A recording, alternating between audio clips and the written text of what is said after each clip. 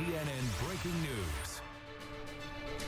Hello and welcome to a special edition of Connect the World. I'm Lynda Kinkade in Atlanta. We are following two breaking news stories for you this hour. The Caribbean on hurricane watch as Tropical Storm Dorian intensifies and changes course, now headed for Puerto Rico and Florida. Also, the United Kingdom's Prime Minister making a controversial move which could put the country on the verge of a constitutional crisis. Max Foster is outside the UK Houses of Parliament for us. And Max, this is uncharted territory. Absolutely, Linda. We begin with that breaking news. Out of London, Queen Elizabeth approving the British Prime Minister's request to suspend Parliament early next month. Lawmakers will now return in mid-October, giving them just days to pass any legislation to prevent a no-deal Brexit. Earlier, opposition leader Jeremy Corbyn said he wrote to the Queen to protest Mr Johnson's request. Yes, I've protested in the strongest possible terms on behalf of my party, and I believe all the other opposition parties are going to join in with this in simply saying that suspending Parliament is not acceptable, it's not on. What the Prime Minister's doing is a sort of smash and grab on our democracy in order to force through a no-deal exit from the European Union. Turns out she'd already approved the request, though, so the letter probably is academic. Reaction from other UK politicians has been swift, though. Anger and bewilderment, with one fellow Conservative describing the move as, quote, unconstitutional, or rather a constitutional outrage and profoundly undemocratic. We have some of CNN's best for you in the UK capital. CNN's Nic Robertson, our international diplomatic editor here in Westminster. Also Anna Stewart, she's live outside 10 Downing Street. First of all, to you, Anna, we're expecting a normal parliamentary session. Now we've got a broken parliamentary session in this Queen's speech. Take us through what it'll look like.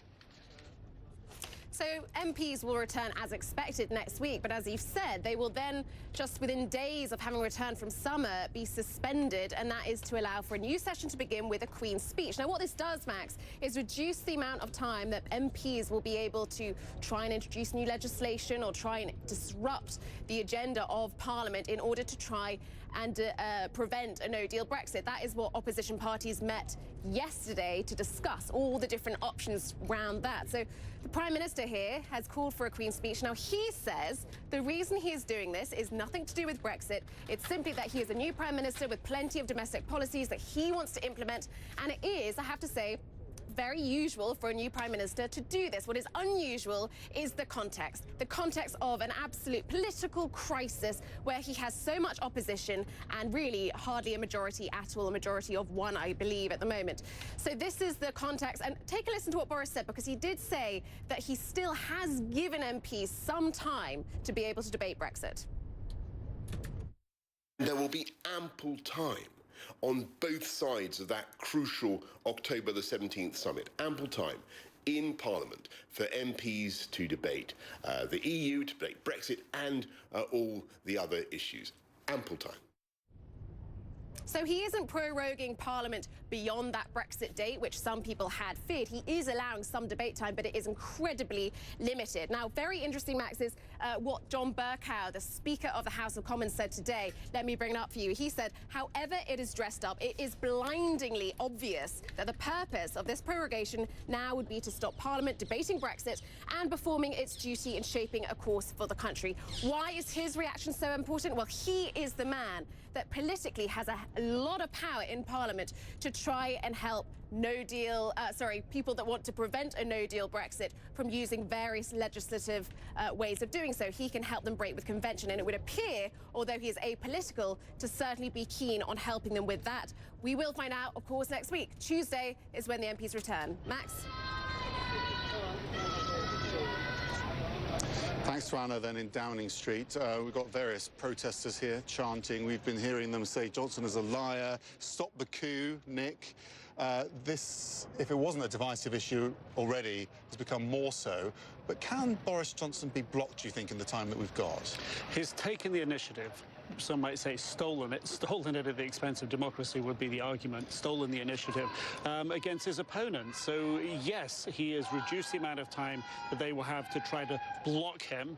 And it does seem that he has now they were already in a difficult position because they were divided in terms of trying to find a legislative mechanism in a way of calling a vote of no confidence. And then what do you replace his government with? Something behind Jeremy Corbyn, the opposition. There was an agreement on that, so the legal mechanism became the default way. So really Boris Johnson is heading them off at the pass and giving them less time to do it. So it does seem at this stage he has the initiative, he's drawn the battle lines, he's choosing where and when to fight these political engagements, and he has the upper hand at the moment. And crucially, it allows him to go back to Brussels and say he's in control of Parliament, therefore give me a deal, which is what his people are briefing effectively today. That's what he wants. He's not trying to undermine Parliament. He is trying to give himself a stronger negotiating position in Brussels. And Brussels' view under the previous Prime Minister, Theresa May, was always that she will never be able to go the hardline route and have a no-deal Brexit because Parliament won't let her. And they've sort of felt perhaps under Boris Johnson, even though he threatens it more convincingly, he would be stopped. The message today now is clear. I'm very unlikely to be stopped, so you have to take my threat of a no-deal Brexit seriously. And this is the way that he believes it's necessary to negotiate with Brussels, and it is generally the accepted view in Britain that Britain's been bad at negotiating with Brussels, that Brussels is bigger and stronger and tougher and better negotiators. But no, he's trying to go up to them head-to-head, and now they have to be convinced by what he is saying, that it's his words, not Parliament, that counts. Take him at his word. The question is, will they capitulate to his terms? And the answer we get so far is no. So where does that leave him? Utterly undermined with a no deal? Will he precipitate a no deal? And is he really going to be... Is he going to be able to walk away from that and be happy with that? He says yes, but we don't know. OK, well, Boris Johnson's father, Stanley Johnson, should be on the phone with us. Can you hear me, Stanley? It's quite a lot of noise. No, I can hear you, absolutely. Can you hear me? Yes, good.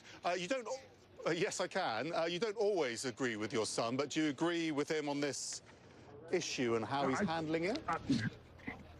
No, I certainly do. I've read his letter, which he sent to the Queen, and I know the Queen has agreed to proroguing Parliament. And honestly, I think that this is absolutely the right thing, even though, as you rightly point out, I was a Remainer, campaigned actively for Remain right up until the referendum of June 2016. But since then, I've been saying to myself and saying to others, we've got to get this one through. The people have voted for it.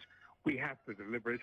And honestly, I think there has been a sea change in the politics of this country as people see that Boris really is going to deliver it. And this particular letter today and the action which will follow as a result of it does seem to me to be absolutely consistent with his vision that, yes, he has to get Brexit done, and then there is a whole set of things which this country needs to do, and that is what the Queen's speech will set out. So he's saying to himself, enough time has been spent on Brexit, let's clear the decks, let's have a proper Queen's speech, and let's move forward after that in a post-Brexit situation. So yes, I'm in favour.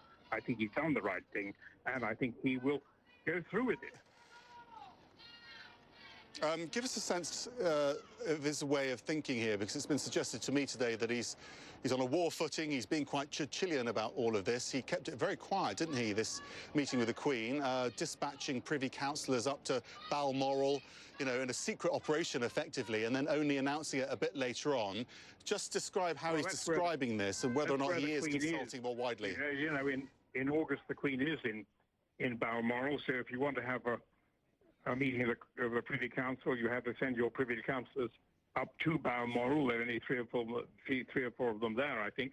And yes, I mean, all the right steps have been taken. And you know, for a Prime Minister prorogue Parliament is not an unusual thing at all. In fact, this particular Parliament, as Boris pointed out in his letter, has been sitting, you know, close to 340 days, and that's the nearest anybody ever got in 400 years was 250 days. So it was high time we did have a suspension of Parliament. Yes, I think you're right if you say this is related, will help certainly a resolution of the Brexit issue. And I think, honestly, if you wanted to challenge Boris for being high-handed, you would have said, well, one option available to him would have been to say, OK, let's suspend Parliament right up over the October 31st period. So we went out without Parliament having a chance to stop it. So this way, I think, he has surprised everybody by going for it now. Yes, there will be a shutdown, and we will be able to concentrate on the business in hand. Nevertheless, the House of Commons Speaker, John Bercow, is a position where you don't traditionally comment on political announcements. He certainly is. Obviously, he's a bit of a different speaker as well. But this is what he said. However it's dressed up, it's blindingly obvious that the purpose of suspending Parliament now would be to stop MPs debating Brexit and performing its duty in shaping a course for the country. Yes, there is time to debate it, but not enough, crucially. That's what he's arguing. Well, I do understand where Bercow is coming from. He long ago, I think, discarded the normally impartial role of Speaker and made it quite clear the other day when he was speaking in Edinburgh that he would, as he said, fight with every bone in his body to stop Brexit. And you do ask yourself, this is quite an unusual position for a Speaker to take. But honestly, I think that we are going to have a recognition now that Parliament has spoken. It's spoken on so many occasions about Brexit. It has thrown out on 3 occasions Mrs. May's withdrawal bill. It's absolutely clear now that there has to be a resolution of this issue. And I think that Boris has done the right thing today. And I very much anticipate that matters will now move rapidly to a conclusion. Whether or not the EU realizes that it would be in its own interest to make substantial changes to the withdrawal agreement, I don't know. But I do know that one way or another, as Boris has put it, we will be out of the EU by October the 31st this year. OK, Stanley Johnson, father of Boris Johnson, thank you very much indeed for sparing the time to speak to us today. What did you make of that, Nick? It's the argument that all of his side are basically making, that this is, just normal procedure. It doesn't feel like it, though. It doesn't, and I think what we understand here is that Stanley, who at one time, as he said, was, opposed to his son's actions and the course that his son was taking, and as many of his other children were opposed to Boris as well. They have political journalistic positions as well. I think what it makes clear today is that the lines and the differences are very clearly drawn, and Boris Johnson has really taken the initiative. That the differences are going to grow, that the anger is going to grow, that the frustrations will grow. These were all things that were predicted would happen if Boris Johnson became Prime Minister and went on this course. And what we're seeing now are those predictions come true.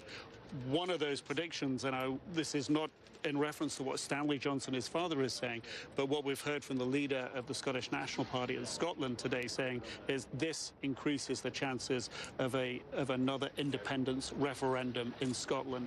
And again, this was one of the consequences of Boris Johnson becoming Prime Minister, that issues would become divisive and heated under his leadership and the way that he was campaigning for a no-deal Brexit.